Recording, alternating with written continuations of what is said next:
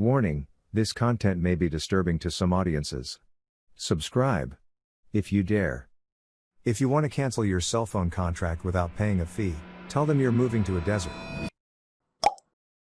Hey everybody, welcome to ANECDOSED. People ask Reddit. What are your best examples of people cheating the system? Number 1. Commenter. I work in the luggage claim department for a major airline.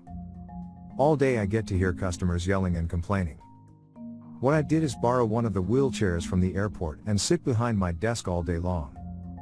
Customers come in all angry, see me in the wheelchair, realize they are about to yell at a guy who is possibly crippled, and all of a sudden they turn into the nicest people. Physically my blood pressure has dropped, and in general I'm in a pretty good mood most of the time. Person B. The new RA at my university did the same thing. Everyone was so nice to him and introduced him/herself to the guy. Mid-conversation, he'd come up with an excuse to get out of the wheelchair, and everyone had a laugh. Person C. I pulled nearly the same trick working at a big box store. I had a dentist appointment that morning and was numb as chucks. Spoke like a drooling idiot most of the day. People change when they think they are yelling at a disabled person. Number 2. Commenter. In the good old days of Black Friday, before stores like Best Buy started getting very crafty and clandestine with their deals, 8+ years ago, there used to be a slight buffer where someone would leak the sales and then the items wouldn't be removed from the shelves. I don't remember specifically, but they had a system to prevent you from purchasing then price matching retroactively. As soon as this happened, I strolled on down to Best Buy, took a bunch of stuff that I wanted, and put it in their dryers and washing machines. Basically whatever hiding place that didn't look like it got a lot of browsing or consideration. Then when Black Friday comes, sleep in, head to the store around noon and pull the doorbusters out of a washing machine. Person B. My brother did something like this. Back when PlayStation 2s first came out, he got into a store early, hid 3 PS2s in the store. He then sold the location of 2 of the 3 PS2s to 2 customers, and used that money to buy the third one that he hid. Person C. A couple years ago we went to Target and picked up the 2 items we wanted and saw that the line was to the back of the store and was going to literally take hours, so we put our stuff behind the gallons of baby water and left. Sale was over at noon, so we came back at 11:30 and got it when the line was 0 wait time. Put it behind the luggage at Kohl's too. Number 3. Not really proud of this, but back in the day I figured out the color code tag system Best Buy used to employ for returning items. Basically, if you walked into Best Buy with one of their bags, they would stop you at the entrance and place a colored sticker on the bag and direct you to the return counter. Monday was blue, Tuesday red, etc. I would keep a bag whenever I purchased something, then return the following week on the same day with something like the remote from my VCR in a Best Buy bag. They never checked the item in the bag, just gave you the sticker and pointed to the return counter. I would go stand in the return line for a minute or two, remove the sticker, pocket the bag and remote, then go put the sticker on a new item in the store and go back to the return line with the sticker on a brand new stereo or something worth lots more. They would give me store credit and I would go shopping. I racked up thousands of dollars worth of shit. Basically had all the latest greatest electronics for free at the age of 14. The best was when I did this one day when they were having some sort of promotion when you bought a new 30 stereo that I had purchased in this way.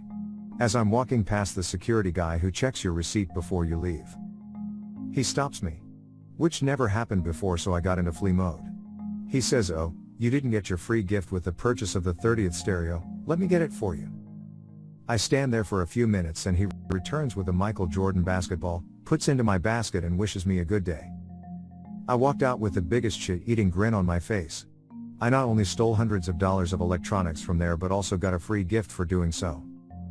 That was the last time I ever pulled this scam. Number 4. Commenter. I used to work in a camera store that sold warranties. No matter how the camera broke, they would fix it or replace it under the warranty. The only problem was that the store would ship off the camera to be repaired, sometimes for months, up to 5 times before replacing it. So, let's say your battery cover breaks off. You ship it off and 6 weeks later it's back. But, it's really a brand defect, so, the cover pops off again. They won't replace the whole piece or give you another camera. You're out the camera for months while it's being fixed. They keep selling the defective camera and the warranties.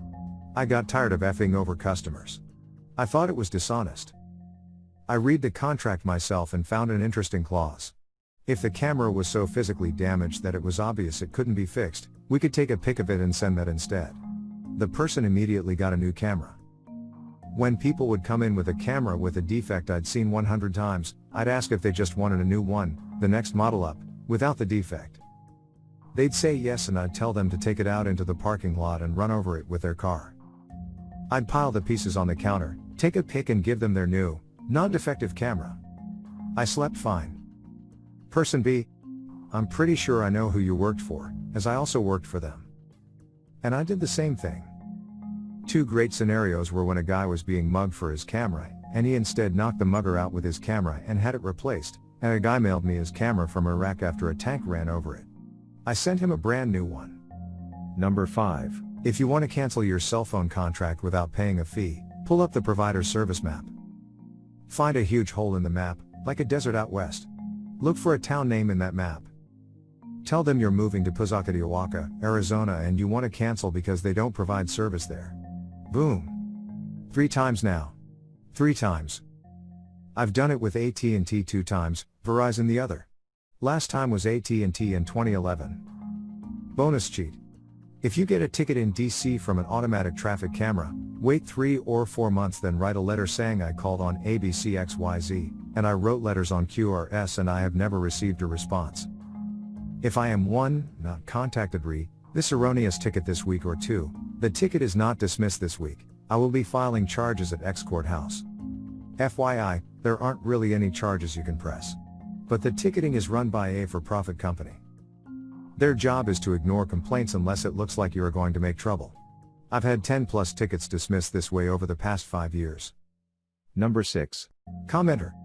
I'm from Northern Ireland, and when ordering stuff online, I'd always write Belfast, Ireland on it instead of NE. The post will still get there, yes, technically Belfast's in Ireland.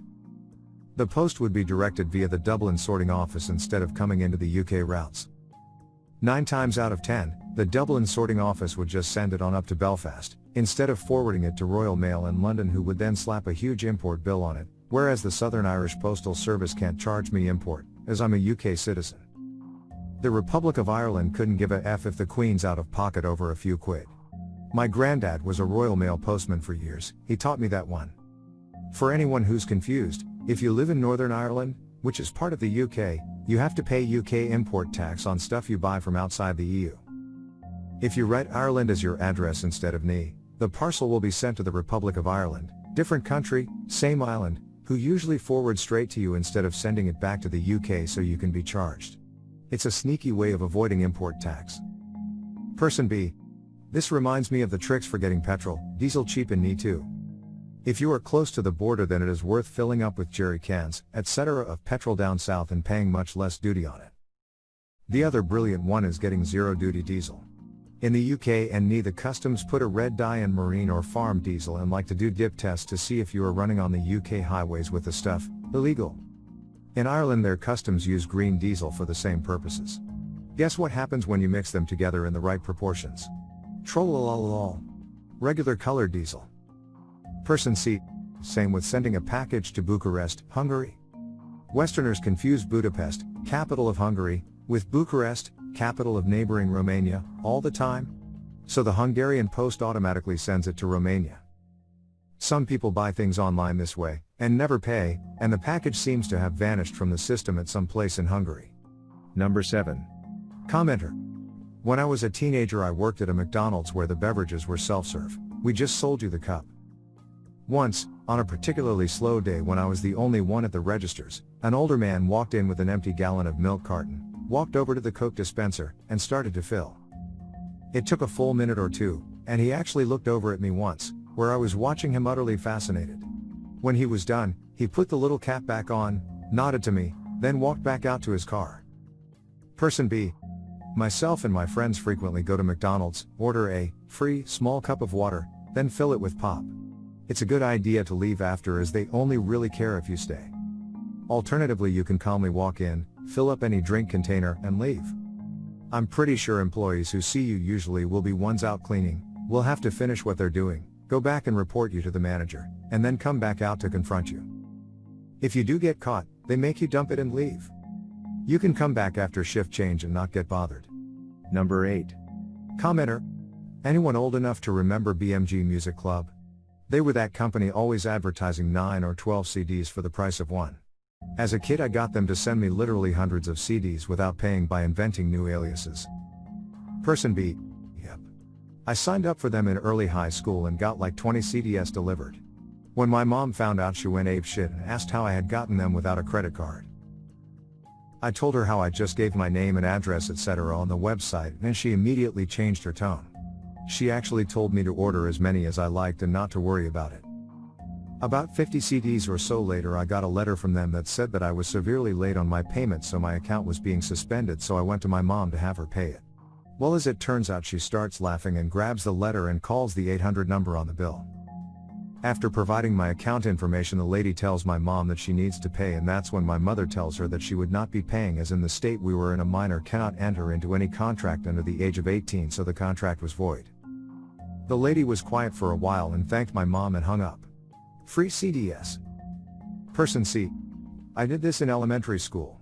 Filled out the form in my dad's name, sent it out, and immediately felt guilty for identity fraud.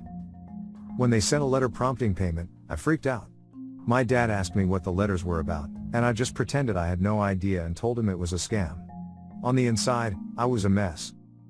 I couldn't stop thinking and worrying about the demanding tone for payment in those letters and kept imagining piles of CD debt accruing in my dad's name. I dreaded those letters and waited for the mailman just so I could get to them first and rip them to shreds. This went on for months and it was driving me insane. My stress and anxiety over the matter got so overwhelming that finally, I wrote a letter to BMG as my dad, apologizing on behalf of his silly daughter who signed up for CDs without his permission and to cancel the order. I still look back on this and can't believe how stupid of a kid I was for worrying so much about something so stupid for so long. Make sure to share your personal story in the comments below and have the opportunity to be featured in a future video. Also, if you like these topics, don't forget to like, subscribe, and hit the notification button to continue seeing more content like this every day. See you next time.